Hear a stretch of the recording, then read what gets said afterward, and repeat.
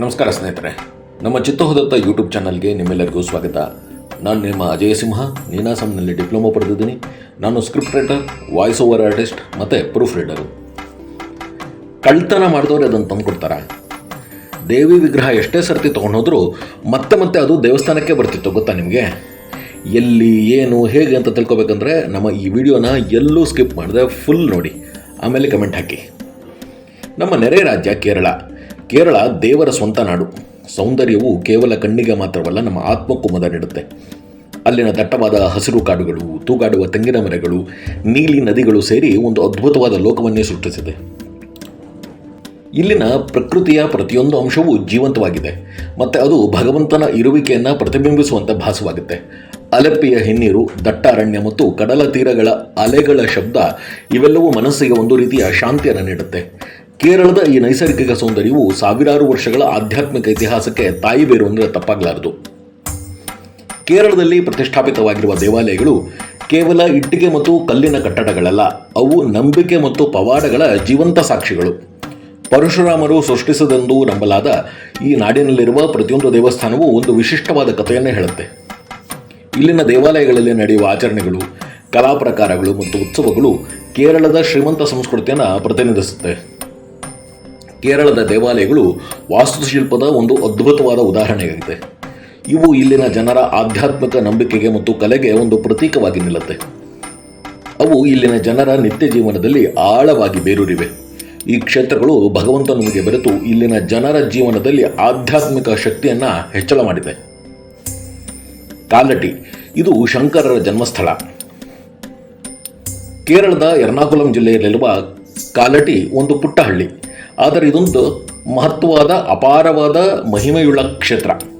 ಇದು ಮಹಾನ್ ತತ್ವಜ್ಞಾನಿ ಮತ್ತು ಅದ್ವೈತ ಸಿದ್ಧಾಂತದ ಪ್ರತಿಪಾದಕರಾದ ಆದಿಶಂಕರಾಚಾರ್ಯರ ಜನ್ಮಸ್ಥಳ. ಕಾಲಟಿ ಪೆರಿಯಾರ್ ನದಿಯ ದಡದಲ್ಲಿದ್ದು ಶಂಕರರ ಜೀವನದ ಅನೇಕ ಪವಾಡಗಳಿಗೆ ಸಾಕ್ಷಿಯಾಗಿದೆ. ಶಂಕರರು ಹುಟ್ಟಿದಾಗ ಪೆರಿಯಾರ್ ನದಿಯು ಅಲ್ಲಿಂದ ಸ್ವಲ್ಪ ದೂರದಲ್ಲಿ ಹರಿತಾ ಇತ್ತು.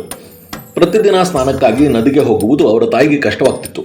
ಇದನ್ನು ಕಂಡ ಶಂಕರರು ಒಮ್ಮೆ ನದಿ ಹತ್ತಿರಕ್ಕೆ ಬಂದು, ನನ್ನ ತಾಯಿಗೆ ಹತ್ತಿರವಾಗು ಅಂತ ಪ್ರಾರ್ಥಿಸ್ತಾರೆ. ಆಗ ಆ ಕ್ಷಣವೇ ನದಿ ತನ್ನ ಪಾತ್ರವನ್ನು ಬದಲಾಯಿಸಿ ಅವ್ರ ಮನೆ ಹತ್ತಿರನ ಹರಿಯಕ್ಕೆ ಪ್ರಾರಂಭಿಸುತ್ತೆ ಅನ್ನೋದು ಜನರ ನಂಬಿಕೆಯಾಗಿದೆ. ಗುರುವಾಯೂರು, ಇದೊಂದು ಪ್ರಸಿದ್ಧವಾದಂಥ ಕೃಷ್ಣನ ಕ್ಷೇತ್ರ. ಕೇರಳದ ಗುರುವಾಯೂರು ದೇವಾಲಯವನ್ನು ಭೂಲೋಕದ ವೈಕುಂಠ ಅಂತಲೂ ಕರೆಯಲಾಗುತ್ತೆ. ಇಲ್ಲಿ ಶ್ರೀಕೃಷ್ಣನನ್ನು ಆರಾಧಿಸಲಾಗುತ್ತೆ. ಈ ದೇವಾಲಯದ ಬಗ್ಗೆ ಒಂದು ದಂತಕಥೆ ಇದೆ. ಒಂದು ಕಾಲದಲ್ಲಿ ದ್ವಾರಕಾ ನಗರಿ ಮುಳುಗಿದಾಗ ದೇವಗುರು ಬೃಹಸ್ಪತಿ ಮತ್ತು ವಾಯುದೇವರು ಶ್ರೀಕೃಷ್ಣನ ಮೂರ್ತಿಯನ್ನು ಅಲ್ಲಿಂದ ತಂದು ಇಲ್ಲಿ ಪ್ರತಿಷ್ಠಾಪಿಸಿದರಂತೆ. ಆದ್ದರಿಂದಲೇ ಈ ಕ್ಷೇತ್ರಕ್ಕೆ ಗುರು ಅಂದರೆ ಬೃಹಸ್ಪತಿ ಮತ್ತು ವಾಯು ಅವರ ಹೆಸರಿನಿಂದ ಗುರುವಾಯೂರು ಎನ್ನುವ ಹೆಸರು ಬಂದಿದೆ ಎನ್ನಲಾಗಿದೆ. ಇಲ್ಲಿ ಕೃಷ್ಣನನ್ನು ಗುರುವಾಯೂರಪ್ಪನ್ ಎಂದು ಪ್ರೀತಿಯಿಂದ ಕರೆಯಲಾಗುತ್ತೆ. ಇಲ್ಲಿನ ಆಚರಣೆಗಳು ಮತ್ತು ನಿಗೂಢತೆಗಳು ಭಕ್ತರನ್ನು ಹೆಚ್ಚಾಗಿ ಆಕರ್ಷಣೆ ಮಾಡುತ್ತವೆ. ಭ್ರಾತೃತ್ವವನ್ನು ತೋರುವಂಥ ಕ್ಷೇತ್ರ ಶಬರಿಮಲೆ. ಇದೊಂದು ಸುಪ್ರಸಿದ್ಧವಾದಂಥ ಕ್ಷೇತ್ರ.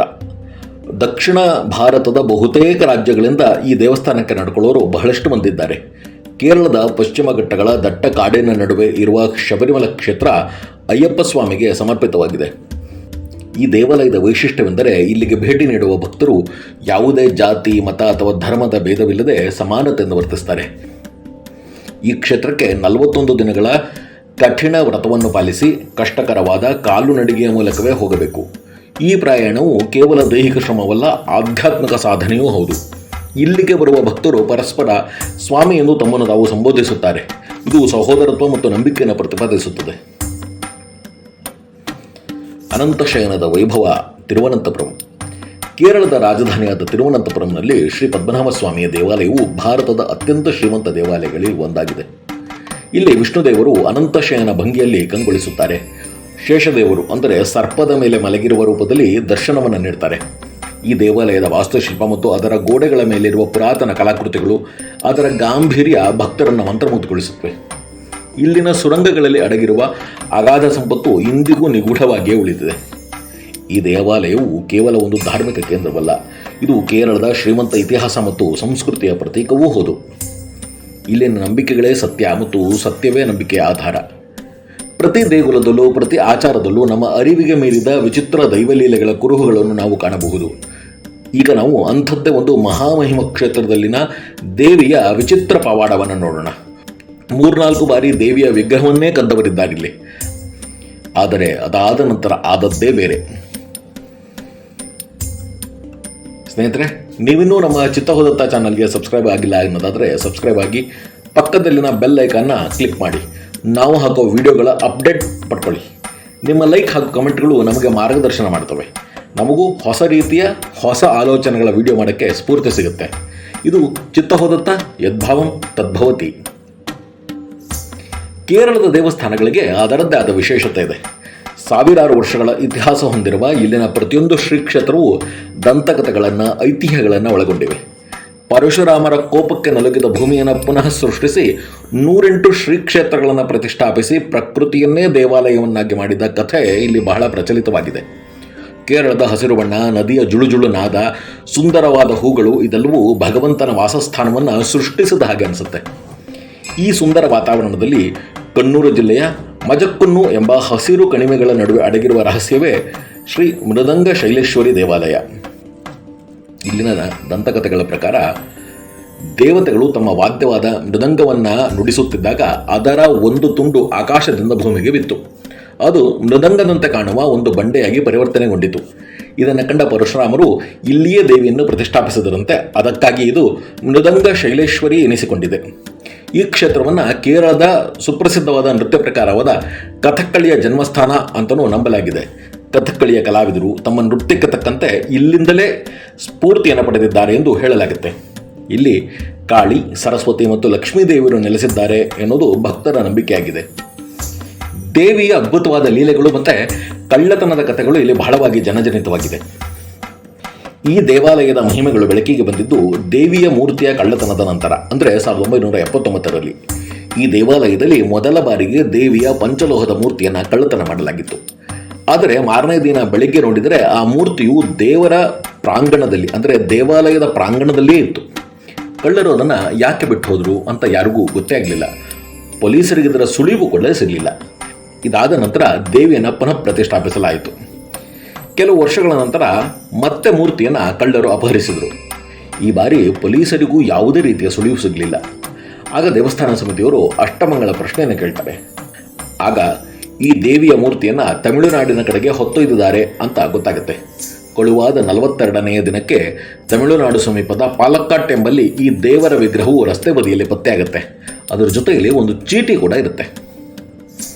ಅದರಲ್ಲಿ ಬರೆದಿದ್ದ ಮಾತುಗಳು ಎಲ್ರಿಗೂ ಆಶ್ಚರ್ಯ ಮೂಡಿಸಿತ್ತು. ಇದು ಮೃದಂಗ ಶೈಲೇಶ್ವರಿ ದೇವಿಯ ವಿಗ್ರಹ. ನಾವು ಇದನ್ನು ಮುಂದೆ ತೆಗೆದುಕೊಂಡು ಹೋಗೋಕ್ಕೆ ಸಾಧ್ಯವೇ ಆಗ್ತಿಲ್ಲ. ಸಂಬಂಧಿಸುವವರು ಇದನ್ನು ತೆಗೆದುಕೊಂಡು ಹೋಗಿ ಅಂತ ಅದರಲ್ಲಿ ಬರೆದಿತ್ತು. ಕಳ್ಳರು ಹೀಗೇಕೆ ಮಾಡಿದರು? ಇದು ಎಲ್ಲರಿಗೂ ಉತ್ತರ ಸಿಗದ ಪ್ರಶ್ನೆಯಾಗಿತ್ತು. ಈ ಘಟನೆಯ ನಂತರ ದೇವಾಲಯಕ್ಕೆ ಭದ್ರತೆ ಹೆಚ್ಚಿಸುವ ಬಗ್ಗೆ ಚಿಂತನೆ ನಡೆಸಲಾಯಿತಾದರೂ ದೇವಾಲಯದ ಆಡಳಿತ ಮಂಡಳಿ ದೇವಿ ಸ್ವಯಂ ರಕ್ಷಣೆ ಮಾಡಿಕೊಳ್ಳುತ್ತಾಳೆ ಎಂದು ಆ ಪ್ರಸ್ತಾಪವನ್ನು ನಿರಾಕರಿಸಿಬಿಟ್ಟಿತು.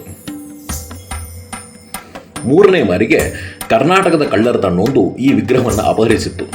ವಿಗ್ರಹ ಕಳೆದು ಹೋದ ಮಾರನೇ ದಿನ ಕಳ್ಳರ ತಂಡದ ಸದಸ್ಯನೊಬ್ಬ ಪೊಲೀಸರಿಗೆ ಕರೆ ಮಾಡಿ, ಕೇರಳದ ವಯನಾಡು ಬಳಿಯ ಕಲಪಟ್ಟ ಎಂಬ ಲಾಡ್ಜ್ನಲ್ಲಿ ದೇವಿಯ ವಿಗ್ರಹವಿದೆ, ದಯವಿಟ್ಟು ಬಂದು ತೊಗೊಂಡು ಹೋಗಿ ಅಂತ ಹೇಳ್ತಾನೆ. ಕಳ್ಳರೇ ಫೋನ್ ಮಾಡಿ ಈ ಮಾತನ್ನು ಹೇಳಿದ್ದು ಪೊಲೀಸರಿಗೆ ಆಶ್ಚರ್ಯ ತರುತ್ತೆ. ಈ ಘಟನೆಯೊಂದಿಗೆ ಕಳ್ಳತನದ ಪ್ರಕರಣವೂ ಅಂತ್ಯಗೊಳ್ಳುತ್ತೆ. ಆದರೆ ಯಾವ ಪ್ರಕರಣದಲ್ಲೂ ಕಳ್ಳರು ಮಾತ್ರ ಸಿಕ್ಕೇ ಬಿದ್ದಿರಲ್ಲ. ಪೊಲೀಸರು ಮಾತ್ರ ಎಲ್ಲ ರೀತಿಯಲ್ಲೂ ತನಿಖೆ ಮಾಡಿ ಯಾವ ಸುಳಿವು ಸಿಗದೆ ಸುಮ್ಮನಾಗಿರ್ತಾರೆ.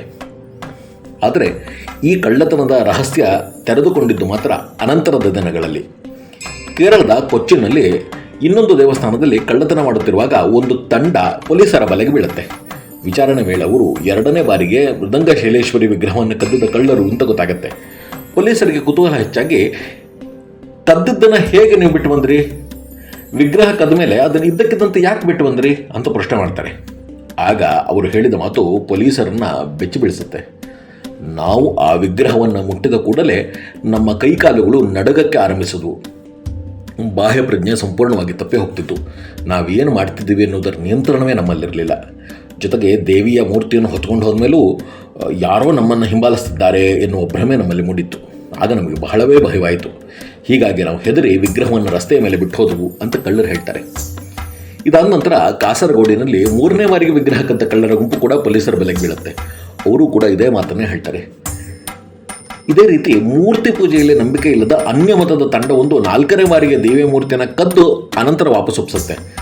ಕಾಲಾನಂತರ ಪೊಲೀಸರು ಅವರನ್ನು ಹಿಡಿದಾಗ ಅವರೂ ಸಹ ಈ ಉಳಿದ ಕಳ್ಳತನದ ತಂಡಗಳು ಏನು ಹೇಳಿದ್ವಲ್ಲ ಅದೇ ಮಾತನ್ನೇ ಪುನರುಚ್ಚಾರಣೆ ಮಾಡ್ತವೆ. ದೇವಿಯ ಸ್ವರೂಪದ ರಹಸ್ಯವೇ ಇಲ್ಲಿ ಪ್ರಮುಖ ಎನ್ನಲಾಗಿದೆ.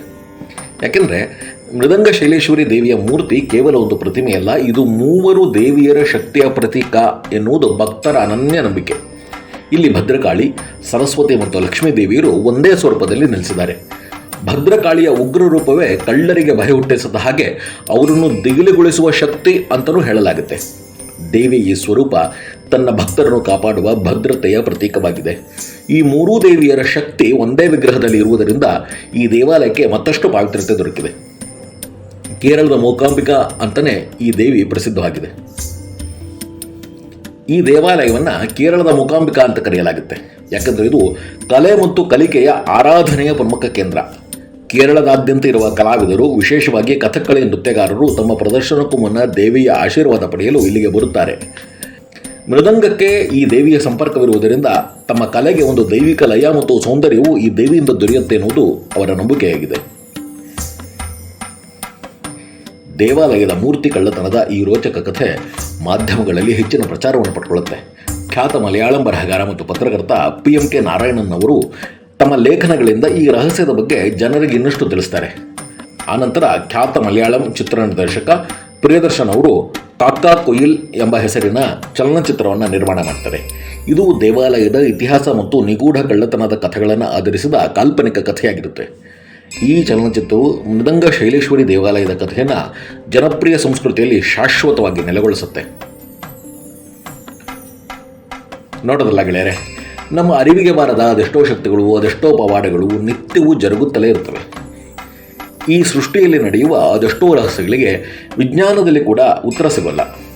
ನಮ್ಮ ನಂಬಿಕೆ, ಭಕ್ತಿ ಮತ್ತು ದೇವಿಯ ಆರಾಧನೆ ಕೇವಲ ಮೂರ್ತಿ ಪೂಜೆಗೆ ಸೀಮಿತವಲ್ಲ. ಅದು ನಾವು ಜಾಗೃತವಾಗಿದ್ದರೆ ಈ ಸೃಷ್ಟಿಯಲ್ಲಿ ನಡೆಯುವ ಅದೆಷ್ಟೋ ರಹಸ್ಯಗಳು ನಮ್ಮ ಕಣ್ಮುಂದೆ ಅನಾವರಣಗೊಳ್ಳುತ್ತೆ.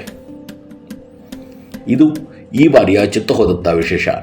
ಮುಂದಿನ ಬಾರಿ ಮತ್ತೊಂದು ಹೊಸ ವಿಚಾರದೊಂದಿಗೆ ಬರ್ತೀವಿ. ಸ್ನೇಹಿತರೆ, ನೀವೇನು ನಮ್ಮ ಚಿತ್ತಹೋದತ್ತ ಚಾನಲ್ಗೆ ಸಬ್ಸ್ಕ್ರೈಬ್ ಆಗಿಲ್ಲ ಅನ್ನೋದಾದರೆ ಸಬ್ಸ್ಕ್ರೈಬ್ ಆಗಿ, ಬೆಲ್ ಐಕಾನ್ ಕ್ಲಿಕ್ ಮಾಡಿ, ನಾವು ಹಾಕೋ ವಿಡಿಯೋಗಳ ಅಪ್ಡೇಟ್ ಪಡೆದುಕೊಳ್ಳಿ. ಧನ್ಯವಾದಗಳು. ಇದು ಚಿತ್ತಹೋದತ್ತ, ಯದ್ಭಾವಂ ತದ್ಭವತಿ.